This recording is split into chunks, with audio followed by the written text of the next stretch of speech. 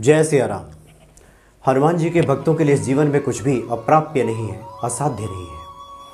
और हनुमान जी की कृपा पाने के लिए हनुमान चालीसा से बढ़कर, हनुमान चालीसा के पाठ से बढ़कर कोई बड़ा उपाय भी नहीं है। लेकिन हनुमान चालीसा के गूढ़ रहस्यों को जानने के बाद यह निश्चित तौर पे हनुमान जी के प्रति हमारी जो भक्ति है उस पर इजाफा होता है, उस पर बढ़ोतरी होती है। हमारे सामने आचार्य सुरसेन ब्रजवासी जी उपस्थित हैं, जो कि लगातार हनुमान जी की महिमा का गुणगान कर रहे हैं। हनुमान चालीसा की विस्तृत व्याख्या इनके द्वारा की जा रही है। स्वागत है आपका आचार्य जी। राम राम। आचार्य जी, आगे की कड़ी में आज आप क्या बताने जा रहे हैं?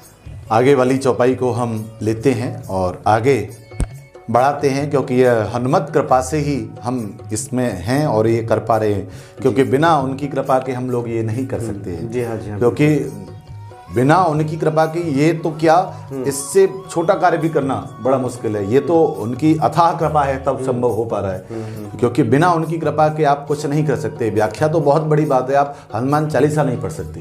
जी हाँ, बिल्कुल बिल्कुल। तो आइए, हम कृपा है तो आगे उस कृपा का आनंद लेते हुए और आगे बढ़ते हैं आगे वाली चौपाई की ओर। कि सूक्ष्म रूप धरि सियाहि दिखावा, विकट रूप धरे लंक जरावा। अब देखिए, दो कार्य हुए हैं इस चौपाई के अंदर। पहला है सूक्ष्म रूप धरे सियहि दिखावा, है छोटा सा रूप धर के, और दूसरा विकट रूप धरे लंक जरावा। तो दो कार्य एक साथ एक ही उसमें चौपाई के अंदर बाबा के बताए जा रहे हैं कि सूक्ष्म रूप धर सियहि दिखावा है। जब माँ जानकी के पास में पहुंचे तो बिल्कुल सूक्ष्म रूप है, जितना छोटे से छोटा हो सकता है उतना छोटा स्वरूप है। तो ऐसे सूक्ष्म रूप को धारण करने वाले हनुमान जी महाराज इतना सूक्ष्म कि राक्षसों से भरी हुई विशाल काय लंका नगरी में कोई भी उन्हें देख नहीं पाए। इतना सूक्ष्म रूप कि जो आंखों से देखा नहीं जा सकता है, इतना छोटा बनना। तो ये साधारण बात नहीं है, ये बड़ी बात है। केवल एक लंकिनी ने देखा तो, और उसको जैसे ही देखा तो देखते ही प्रसाद दे दिया कि भाई ये प्रसाद लीजिए आप। तो वो लंकिनी जैसे ही प्रसाद मिला तो प्रसाद पाते ही हनुमतमय हो गई है। अभी तक तो रावण के गुण गा रही थी और जैसे ही प्रसाद मिला वो राम के गुण गाने लगी। हनुमत कृपा का प्रभाव देखिए है। ये कहते हैं ना, उसकी मार में भी प्रेम है। एक मुष्टिका, जैसे एक मुष्टिका हरी लगाई, मुष्टिका एक महाकपनी रुद्र भमत धरनी धनमनी, पुन संभार उठी सोलंका, जोर पान कर विनय सशंका है। मुष्टिका का प्रहार होते ही विनय की मुद्रा में आ गई है, प्रेम की मुद्रा में आ गई। तो ये हनुमान जी का स्पर्श है। उनकी मार में भी प्यार है, उनकी है ताड़ना भी प्रेम है। वो अगर संत जो होते हैं, गुरु जो होते हैं, हनुमान गुरु हैं, संत हैं, अगर वो आपको मार भी रहे हैं ना तो समझ लीजिए इसमें भी आपका कल्याण है। तो ऐसी मुष्टिका उसको मारी, ऐसा उसको प्रसाद दिया कि वो राममय हो गई और कह दिया कि अब मैं ये लंका की सेवा नहीं करूंगी, अब रावण की सेवा नहीं करूंगी, अब तो मैं राम की ही सेवा करूंगी, क्योंकि राम के दास का दर्शन मुझे हो गया, राम का दास मुझे मिलेगा। तो ऐसे प्रतापी हनुमान जी महाराज कि जिसके स्पर्श मात्र से, और जो राक्षसी थी लंकिनी इतने समय से रक्षा कर रही है और उसने अपना पूरा ही स्वरूप बदल दिया, एकदम तामसी से सात्विक होकर भक्ति में परिवर्तित हो गई। तो ये स्पर्श का प्रभाव रहा। हनुमान जी ने उसे स्पर्श किया और स्पर्श करते ही उनकी जो हनुमान जी की शक्ति थी या उनका प्रभु कृपा का जो प्रवाह था वो उसके अंदर इस तरह से संचार हुआ कि उसके जीवन की प्रवृत्ति बदल गई। तो ऐसे सूक्ष्म रूप को धारण करने वाले श्री हनुमान जी महाराज लेकिन सीता के सामने पहुंचे तो बिल्कुल छोटा रूप है। और देखिए, एक और बात है, सीता मैंने पिछले उसमें भी बताया था कि सीता भक्ति का स्वरूप है। और भक्ति के मार्ग में आप जितना छोटे से छोटा बन करके जाओगे ना उतना आनंद है। जितना बड़े बन के जाओगे या बड़े दिखा के जाओगे, भक्ति के पास नहीं पहुंच पाओगे। आप वीवीआईपी बन करके मंदिर में तो प्रवेश कर सकते हैं, लेकिन भक्ति में प्रवेश नहीं कर सकते। भक्ति में प्रवेश करने के लिए आपको बड़ा नहीं बनना होगा, छोटा बनना होगा, तभी भक्ति में प्रवेश मिलेगा। अथवा बड़े बन के जाओगे तो भक्ति के दरवाजे में ही नहीं अंदर प्रवेश मिलेगा, तुम्हें एंट्री नहीं होगी। क्योंकि वहां पर तो एंट्री उनकी जो छोटे हैं, जो अपने आप को सरल मानते हैं, जो अपने आप को सहज मानते हैं, जो अपने आप को सबसे छोटा मानते हैं। तो हनुमान जी महाराज जब सिया जी के सामने गए तो छोटे बन करके गए। अच्छा, दूसरी बात, हम और आप सब लोगों ने अपने जीवन में देखा है, जब बच्चा बड़ा हो जाता है तो माँ भी उसे त्याग देती है, गोद में नहीं बिठाती। माँ कब तक गोद में बिठाती है? जब तक वो छोटा रहता है, जब तक उसके अंदर वात्सल्य होता है, जब तक उसके अंदर माँ के प्रति अमित प्रेम रहता है, जब तक वो छोटा बन करके आता है। बड़ा होने के बाद भी जब उसकी भावनाएं छोटी होकर आती है तो माँ उसे गोद में बिठा लेती है और दुलार करती है। लेकिन जब वो अपने आप को बड़ा दिखाने की कोशिश करता है और यह समझाने की कोशिश करता है मैं बड़ा हो गया हूं, तो माँ भी उसे त्याग देती है। ठीक है, तुम बड़े हो गए, तुम दूर ही रहो। है तो कहने का भाव है, अगर माँ की गोद में भी आपको जाना है, अपनी माँ का भी वात्सल्य पाना है, तो भी आपको छोटा बनना है। तो सीता माँ है, सीता भक्ति है। अगर सीता भक्ति का वात्सल्य आपको पाना है, अगर प्रेम का वात्सल्य आपको पाना है, माँ का वात्सल्य पाना है, आपको सूक्ष्म बनिए, छोटे से जो जितना छोटा आप बन सकते हो उतना छोटा बनिए। और एक और बात, इस सूक्ष्म रूप में आप हनुमान जी का वो ज्ञान देखिए जो आज तक हम समझ नहीं पाते हैं जी। वो कहते हैं कि सूक्ष्म रूप इतना बनिए, जैसे अभी हम कह रहे थे कि राक्षसों को दिखाई नहीं दिया। राक्षस कौन है? जो प्रभु कार्य में बाधक है, जो भक्ति में बाधक है। तो हनुमान जी कहते हैं कि आप उतना छोटे बन जाइए, उतना सूक्ष्म बन जाइए कि जो आपके कार्य में बाधा पहुंचाने पाते हैं वो आपको देख ही ना पाए। आप अपना लेवल इतना निम्न कर लीजिए कि सामने वाले को ये पता ही ना चले कि ये भक्ति भी कर रहा है, ये भक्ति के मार्ग पर भी चल रहा है। सामने वाला प्रश्न तो तब करेगा जब उसे पता चलेगा। लेकिन आप कार्य ऐसा करिए, आप अपने आप को इस तरह से प्रेजेंट करिए कि सामने वालों को कुछ पता ही ना चले, वो समझ ही ना पाए कि आप क्या कर रहे हैं और क्या करना चाहते हैं, तो फिर वो कहां से कुछ कहेगा। तो हनुमान जी कहते हैं कि सूक्ष्म रूप आप उस तरह से बनाइए कि जो आपके उस भक्ति के मार्ग में बाधा पहुंचाने चाहते हैं, जो आपके भक्ति के कार्य में रुकावट पैदा करना चाहते हैं, वो भी आपको देख न पाए। आप इतने सूक्ष्म होकर के जाइए कि आपके विरोधी आपको समझ नहीं पाए, देख नहीं पाए, केवल भक्ति ही आपको समझ पाए, केवल भगवंत ही आपको समझ पाए, केवल कोई संत ही आपको समझ, इतना सूक्ष्म बन करके जाइए। तो बाबा कहते हैं कि जब मैं माता जानकी के पास गया तो सूक्ष्म रूप धरे सिया ही दिखावा, विकट रूप धरे लंक जरावा। तो छोटा बन करके जाओगे। और देखो, छोटा बनने में जो आनंद है वो बड़े में नहीं है जी। जब आप बड़ा बनते हैं ना तो आपके पास दायित्व तो बड़े होते हैं, जिम्मेदारियां बड़ी होती हैं, समाज के देखने वाले लोग आपसे बड़ी बड़ी उम्मीदें करते हैं क्योंकि आप बड़े हैं। लेकिन जब आप छोटे होते हैं, तब आप परिवार में देख लीजिए, जब कोई छोटा बालक होता है तो बहुत ज़्यादा जिम्मेदारी उसके ऊपर नहीं होती है। जब बच्चा वो बड़ा हो जाता है तो उसके ऊपर दायित्व आता है। तो आपको जो छोटे बनने में आनंद है वो आप एक बार बन करके देखिए प्यारे, कितना आनंद है आप समझ नहीं सकते हैं।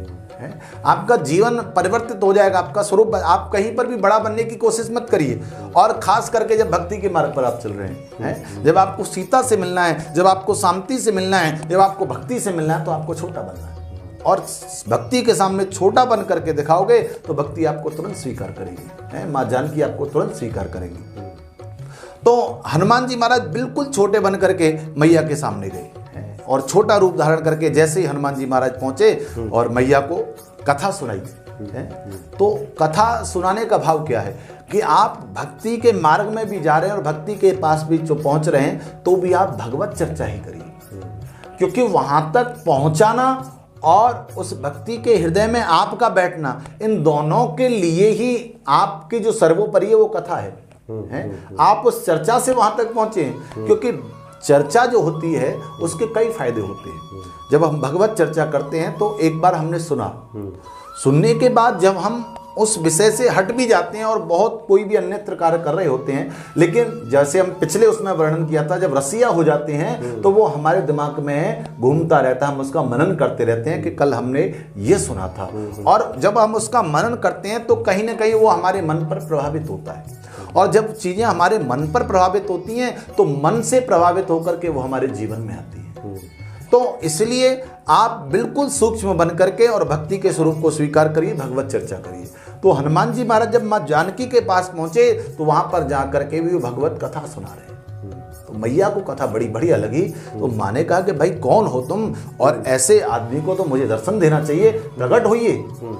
तो हनुमान जी महाराज जा करके प्रकट हो गए। अब हनुमान जी महाराज प्रकट हुए ऐसे सूक्ष्म रूप में। तो मैया ने देखा, कौन हो तुम? कि रामदूत में मात जानकी सत्य शपथ करुणा निधान की। रामदूत? मैया ने कहा तुम रामदूत हो? कि हाँ। तो मैया को पहले विश्वास नहीं हुआ, लेकिन जब उन्होंने मुद्रिका दिखाई तो माँ को विश्वास हो गया। खैर ये पूरी चर्चा रही। अब विषय पर आते हैं कि सूक्ष्म रूप दर्शी ही दिखावा। तो जब मैया के सामने पहुंचे और छोटे से सूक्ष्म रूप में, मैया ने कहा कि अगर रावण राक्षस को मारना है, उसको फौज को मारना है, तो कितने बड़े योद्धा हैं राम की सेना में। कहा मैया मुझसे बड़ा योद्धा कोई नहीं है, मैं सबसे बड़ा योद्धा हूँ। मैया को हंसी आ गई, तुम और योद्धा, अगर तुम जैसे योद्धा हैं तो फिर ये तो खा पी जाएंगे तुम्हें। ऐसे ही योद्धा अगर राम की सेना में रहे तो रावण को नहीं जीता जा सकता है, तो उसके लिए तो विकट बनना पड़ेगा। तो हनुमान जी ने कहा माँ ये जो रूप है ना वो तो आपके लिए है, क्योंकि भक्ति के सामने आया हूं तो सूक्ष्म बन करके आया हूं, क्योंकि मुझे भक्ति में प्रवेश चाहिए है, मुझे माँ का आशीर्वाद चाहिए तो सूक्ष्म बनाऊं। लेकिन बाकी मैं ऐसा नहीं हूं, तो कैसा हूं कि शून्य कप प्रकट की न निज देहा। तब हनुमान जी ने अपना स्वरूप प्रकट किया, और कितना स्वरूप सुंदर है कि कनक भूदराकार शरीरा समर भयंकर अति बलबीरा।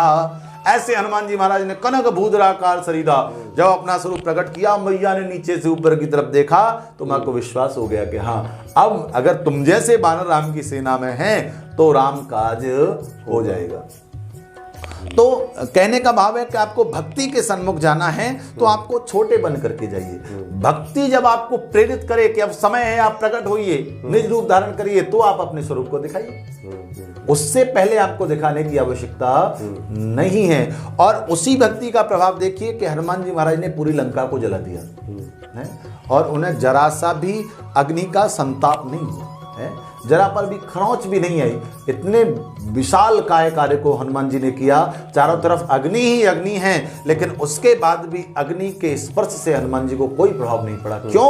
क्योंकि वहां सीता रूपी भक्ति की गोद में हनुमान जी बैठे हुए थे, और जब तक सीता रूपी भक्ति की गोद में हनुमान जी थे तब तक कोई भी उनको क्षति नहीं पहुंचा सकता था, चाहे वो रावण ही क्यों न हो।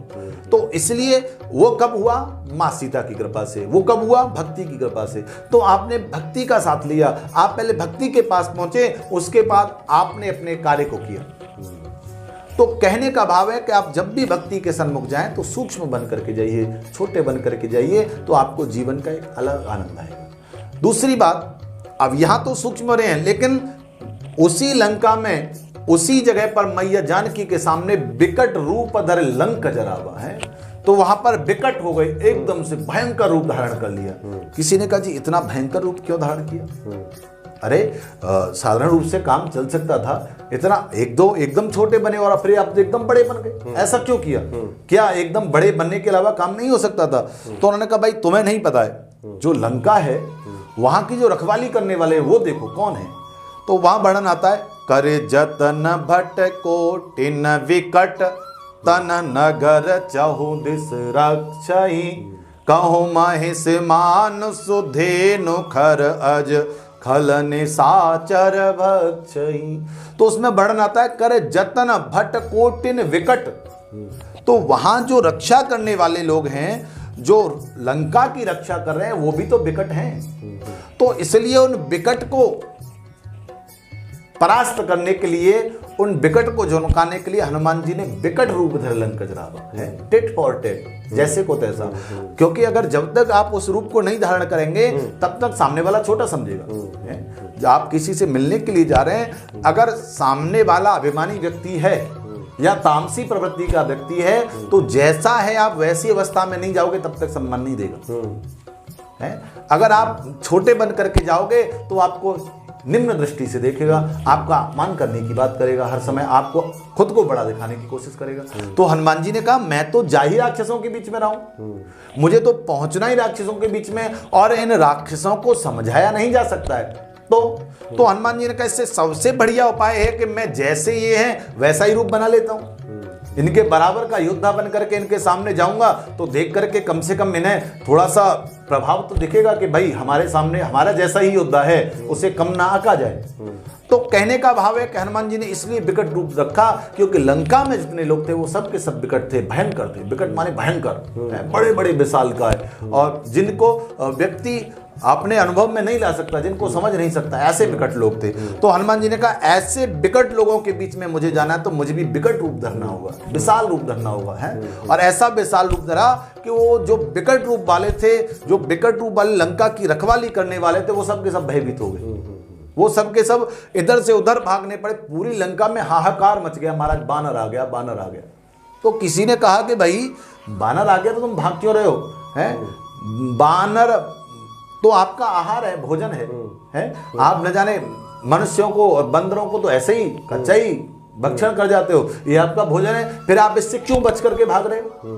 तो उन्होंने कहा नहीं, ये बानर साधारण बानर, ये विकट बानर है, विशाल है, ये हम जैसा ही है और इसने हमें ही परास्त कर दिया है। जो भी बगीचा था पूरा उजाड़ दिया है, सब रखवाले भगा दिए मार मूर के इसने। तो ये साधारण बानर नहीं है जो हम इसे भक्षण कर लें, ये तो कहीं ऐसा ना हो कि हमारे ही भक्षण कर जाए।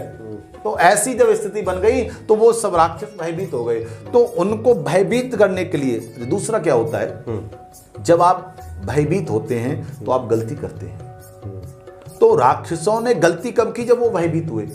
रावण की भयंकर सभा में जहां विशालकाय राक्षस बैठे हुए हैं, उनकी सभा में जब हनुमान जी पहुंचे तो तनिक भी भयभीत नहीं हुए, तनिक भी व्याकुल नहीं हुए, क्योंकि उन्होंने कहा अगर मैं यहां पर व्याकुल हो जाऊंगा, भयभीत हो जाऊंगा तो गलती मेरे से होगी और जिस कार्य के लिए आए वो नहीं हो पाएगा। इसलिए उन्होंने रावण को भयभीत किया है। रावण को रावण ने हालांकि खूब भय दिखाया, लेकिन हनुमान जी भयभीत नहीं हुए और ऐसा प्रभाव चला कि रावण भी उनको देख करके भयभीत हो गया। उन्होंने कहा अंग भंग कर पृथ्वी के अंदर, भाई इसको हटाओ यहाँ से, क्योंकि ये ज्यादा रहेगा तो ज्यादा प्रभाव छोड़ेगा और ज्यादा प्रभाव छोड़ेगा तो हमारी जो सेना है उसके अंदर जो आत्मबल बना हुआ है वो कमजोर हो जाएगा। क्योंकि ये खुद कह रहा है कि मैं तो महाराज एक छोटा सा बानर हूं, ऐसे तो न जाने कितने योद्धा राम सेना में है। तो अगर ये बात कहेगा और लोगों के बीच में बैठेगी तो इससे अपनी नीति गड़बड़ा जाएगी। इसलिए रावण ने कहा इसको यहां से भगाओ, भगाने के लिए इसकी पूंछ में आग लगा दो। तो ये जो स्थिति है, तो हनुमान जी ने विकट रूप धर लंकजरावा, जब उन्होंने उसके अंदर आग लगाई तो हनुमान जी ने कहा मैं ये पूरा अकेला ही नहीं स्वीकार करूंगा, पूरी लंका को इससे प्रभावित करूंगा, है? क्योंकि पूरी लंका को ये समझ में आना चाहिए कि राम कौन है और राम का दास कौन है? मैं दासो हम कौशलेंद्र से, मैं राम का दास हूं और जिस काम के लिए आया हूं उसे आपके बीच में रह करके आपके सामने कर रहा हूं। कोई व्यक्ति अपने घर में तो प्रभावशाली हो सकता है, लेकिन दूसरे के घर में जाकर के प्रभावशाली नहीं होता, क्योंकि उसे वहां की जानकारी नहीं है। आपको उसके घर के बारे में नहीं पता है कि जो आप वहां जाकर के प्रभावशाली हो जाओ। लेकिन हनुमान जी ऐसे हैं कि रावण की लंका में पहुंच करके अगर सबसे ज्यादा कोई प्रभावशाली था तो केवल हनुमान थे। रावण की सेना का एक भी व्यक्ति, चाहे उसके पुत्र ही क्यों न हो, चाहे स्वयं रावण भी हो, कोई भी इतना प्रभाव नहीं छोड़ पाया जितना प्रभाव हनुमान जी ने छोड़ा था। क्यों? दूसरे के घर में, रावण के घर में पहुंच करके, रावण के सन्मुख पहुंच करके, और जो अपना प्रभाव प्रकट कर रहा है वो केवल राम भक्त ही हो सकता है, वो कोई राम दूत हो सकता है, उसके अलावा कोई दूसरा नहीं हो सकता। वो रावण जिसके यहाँ देवता हाथ जोड़े खड़े रहते हैं, वो रावण जिसके यहाँ देवताओं को नजर मिलाने की हिम्मत नहीं होती है, ऐसे रावण के यहाँ पर हनुमान जी अगर निर्भय होकर के और अपना प्रभाव दिखा रहे हैं तो ये केवल राम कृपा का प्रभाव है, ये एक रामदूत की कृपा का प्रभाव है। तो ऐसे श्री हनुमान जी महाराज जिन्होंने विकट रूप धरे लंकजरावा, तो उन्होंने विशाल रूप, विकट रूप धरा। अच्छा, आध्यात्म की दृष्टि से देखें तो थोड़ा सा आप देखें तो लंका क्या है? रावण की नगरी है। लंका क्या है? स्वर्ण है। लंका क्या है? रावण क्या है? मोह है।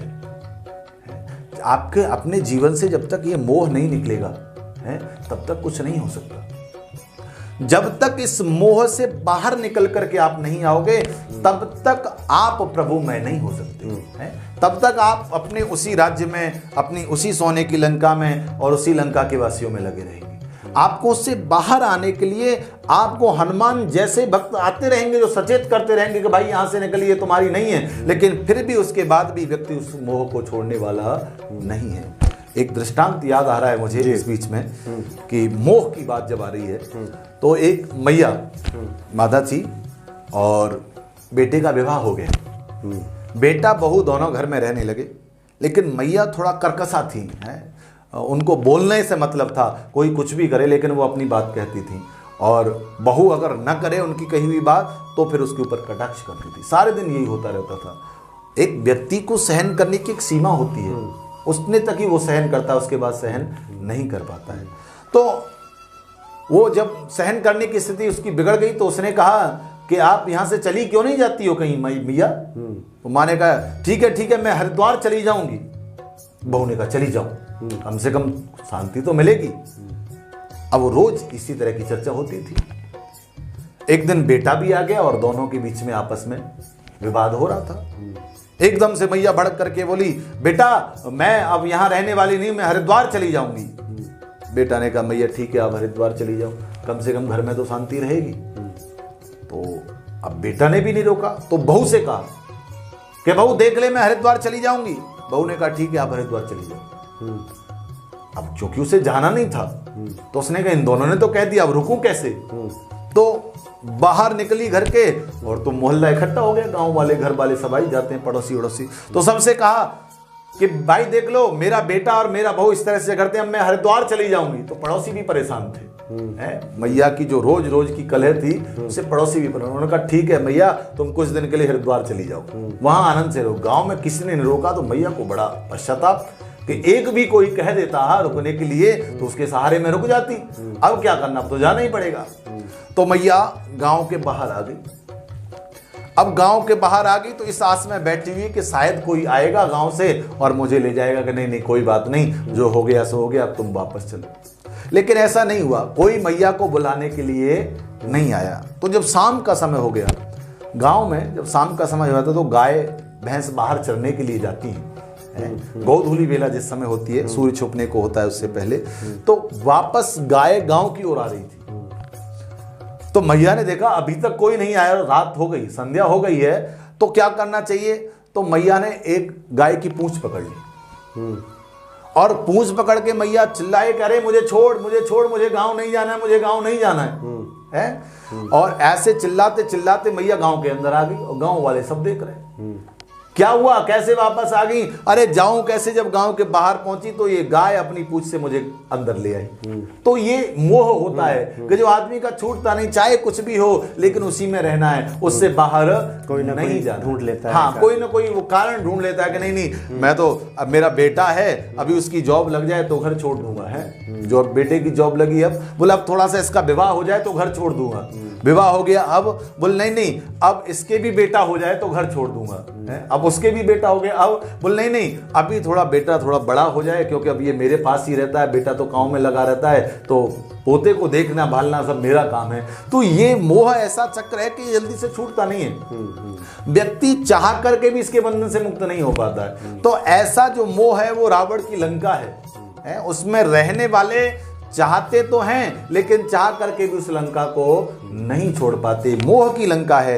तो हनुमान जी कहते हैं उस मोह रूपी लंका को भंग करने के लिए आप साधारण रूप से नहीं जा सकते, आपको विकट रूप धरना पड़ेगा, आपको भयंकर रूप धरना पड़ेगा। जब आप भयंकर रूप धर करके जाएंगे तो ही मोह का नाश कर सकते हैं। जब आप साधारण दृष्टि से और नम्र होकर के जाएंगे तो मोह का त्याग नहीं कर सकते। मोह को त्याग करने के लिए आपको एकदम उत्तेजित होना पड़ेगा, एकदम विकट बनना पड़ेगा, भयंकर बनना पड़ेगा। जब आप भयंकर बन करके उस बीच में जाएंगे तो आप उस मोह रूपी लंका को जला पाएंगे।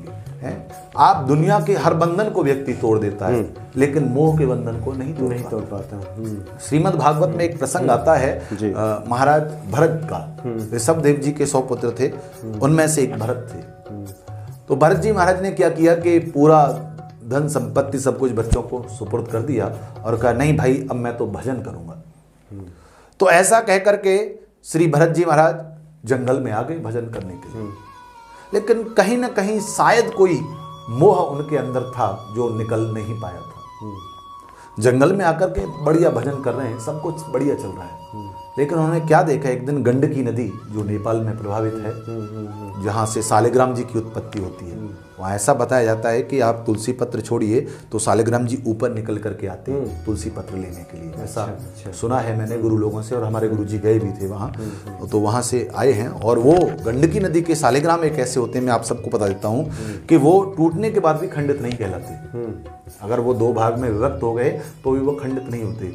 और मैंने स्वयं देखा है, मेरे पास भी हैं, कि उनके अंदर जो टूट जाता है तो अंदर चक्र बना हुआ होता है, भगवान विष्णु का सुदर्शन चक्र जैसी छवि उसके अंदर बनी हुई होती है। तो वो गंडकी नदी, उस गंडकी नदी के पास में और भरत जी भजन कर रहे हैं। भजन करते समय उन्होंने क्या देखा कि एक हिरणी जो कि गर्भवती है, जल पी रही है नदी में, उसी समय सिंह की गर्जना हुई। तो सिंह की गर्जना जब उसने सुनी तो उसे लगा कि पीछे से सिंह आ रहा है, वापस भाग नहीं सकती हूं क्योंकि मैं गर्भिणी हूं। तो क्या करना चाहिए? तो नदी का प्रवाह बहुत ज्यादा नहीं था, तो उसने कहा मैं इस नदी के अंदर ही प्रवेश करके उस तरफ चली जा। तो जैसे ही उस हिरणी ने छलांग लगाई तो उसका प्रसव जो था वो गिर गया, बच्चा था वो नदी में गिर गया और वो उस तरफ पहुंच गई और उस तरफ पहुंचते ही उसका प्राणांत हो गया। अब ये चरित्र भरत जी देख रहे हैं अपनी आंखों से। भरत जी ने देखा तो उन्होंने कहा भाई एक तो जीव हत्या हो जाएगी, इसकी माँ तो चली गई अब, लेकिन इसको बचाना मेरा धर्म है, जीव की रक्षा करना। तो गए और सहज स्वभाव से उसको निकाल दिया। वहां तक तो सब ठीक था, लेकिन जब निकाल करके भजन करके अपनी कुटिया की ओर जाने लगे तो उसे भी साथ ले गए कि अब यहाँ जंगल में कौन इसकी देखभाल करेगा। हाँ, तो कम से कम ये मेरे साथ रहेगा तो ठीक है, अपना बड़ा हो जाएगा, चला जाएगा। लेकिन धीरे धीरे क्या हुआ, वो साथ भी रहा। अब धीरे धीरे जो भक्ति करने का, जो भजन का समय था, वो धीरे धीरे कम होता गया और हिरण के बच्चे का समय बढ़ता गया। उसके साथ खेल रहे हैं, उसको जंगल में भ्रमण के लिए जा रहे हैं, ये सब किया। अंत तो गत्वा, अंत समय जब आ गया भरत जी का, तो क्या हुआ कि उन्हें ज्वर पीड़ा हो गई, बुखार चढ़ने लगा। तो उन्होंने देखा कि वो ज्वर पीड़ा में बैठे हूं, उसी समय कुछ और हिरण आते हैं और अपने समूह के हिरणों को देख करके वो हिरण का बच्चा उनके साथ मिल जाता है, क्योंकि आज तक उसने कभी देखा नहीं था उनको, और मिल जाता है और स्वभाववश वो उनके साथ चला जाता है। अब भरत जी को ये चिंता होती है कि ये चला गया तो अब इसकी रखवाली कौन करेगा, इसका जीवन कैसे चलेगा। जबकि ईश्वर सबकी चिंता करता है, जिसका जैसा कर्म और प्रारब्ध है सबको मिलता है, लेकिन फिर भी मनुष्य चिंता कर रहा है। तो जड़ भरत जी ने जब उसका चिंतन किया तो सारांश ये रहा कि उसी समय उनकी मृत्यु हो गई। तो शास्त्रों में कहा गया है कि अंत समय अंतिमति सगति, अंत समय पर आपका जैसा विचार होते हैं, जैसी मानसिकता होती है, जैसा आप सोच रहे थे आपको वैसा ही मिलता है। तो हिरण के बारे में सोच रहे थे, इसलिए अगले जन्म में हिरण बने भरत जी के महाराज। बहुत प्रचलित कथा है ये भागवत जी के अंदर। तो हिरण बने, और हिरण बनने के बाद लेकिन उनको भक्ति के प्रभाव से पूर्व जन्म याद था, पिछले वाला, तो इसलिए उन्होंने अब हिरणों के साथ जाना वाना सब बंद कर दिया, केवल भजन करते हैं जैसे मनुष्य रूप में करते थे। तो इस तरह से जब उन्होंने जिया तो उसका सारांश यह रहा कि अगला जन्म जो मिला उन्हें वो मनुष्य का मिला, और उस जन्म में वो जड़ भरत कहलाए, जिसमें उन्होंने राजा रघुगढ़ को उपदेश दे करके और अपना कल्याण किया। तो कहने का भाव यह है कि मोह इतना प्रबल है कि अगर आप इसके साथ जुड़ जाएं तो इसका कोई जंगल से या घर से मतलब नहीं है। जड़ भरत जी जैसे महाराज जंगल में जाने के बाद भी एक हिरण के बच्चे के मोह में फंस जाते हैं और उनके 3 जन्म बिगड़ जाते हैं। जहां पहले ही जन्म में उन्हें मुक्ति मिलने वाली थी, वह 3 जन्म पीछे खिसक जाती है। तो कहने का भाव ये लंका रूपी जो मोह है, इसको नष्ट करने के लिए आपको विकट रूप धरना पड़ेगा। इसके साथ आपको कोई भी मोह नहीं रखना होगा। मोह रखेंगे तो आप इसमें फंस जाएंगे, आप इसका नाश नहीं कर सकते। इसलिए बाबा कहते हैं कि मैंने जब इस लंका को दहन किया, इस मोह की लंका को जलाया, तो मैंने विकट रूप धारण किया। ऐसे श्री हनुमान जी महाराज के चरणों में हम लोग बारंबार प्रणाम करते हैं। ये एक बार पुनः चौपाई को गा लेते हैं जी। सूक्ष्म रूप धर सियाहि दिखावा, विकट रूप धरे लंक जरावा। बोलिए हनुमान जी महाराज की जय। बहुत ही सुंदर आपने वर्णन किया है सूक्ष्म रूप का और हनुमान जी के विराट रूप का। बहुत बहुत धन्यवाद आपका आचार्य जी। जय श्री राम। आगे की कड़ी में हम लोग हनुमान चालीसा के आगे की पंक्तियों का महिमा का गुणगान सुनेंगे आचार्य जी से। बहुत बहुत धन्यवाद आपका। जय श्री राम। जय श्री राम।